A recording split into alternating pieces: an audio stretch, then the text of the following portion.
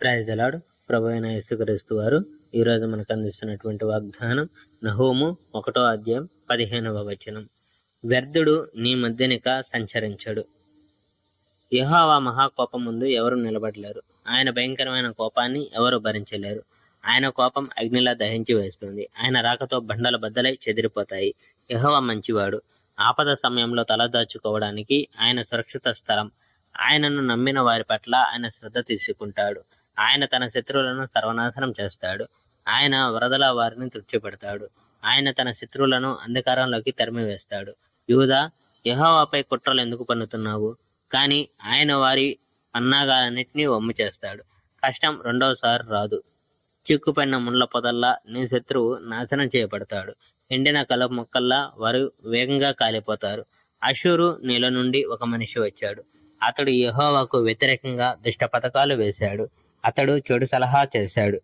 యెహోవా ఈ విషయాలు యూదాకు చెప్పాడు. అషూరు ప్రజలు పూర్తి బలం కలిగి ఉన్నారు. వారికి చాలా మంది సైనికులున్నారు. కానీ వారంతా నరికివేయబడతారు. వారంతా అంతం చేయబడతారు. నా ప్రజలారా, మీరు బాధపడేలా చేశాను, కానీ ఇక మిమ్మల్ని బాధపడనీయను. అషూరు అధికారాల నుంచి ఇప్పుడు మిమ్మల్ని విడిపిస్తాను. మీ మెడ మీద నుండి ఆ కాడిని తీసివేస్తాను. మిమ్మల్ని బంధించిన గొలుసులను తెంచివేస్తాను. అషూరు రాజా, నీ విషయంలో యెహోవా ఈ ఆజ్ఞ ఇచ్చాడు. నీ పేరు పెట్టుకోవడానికి నీ సంతతి వారు ఉండరు.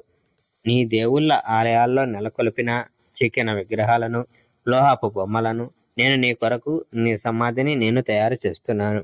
నీవు ముఖ్యుడవు కావు. యూదా, చూడు, పర్వతాల మీద నుంచి వస్తున్నది. అక్కడ చూడు, శుభవార్త తీసుకొని ఒక దూత ఇక్కడికి వస్తున్నాడు. శాంతి ఉన్నదని అతను చెప్తున్నాడు.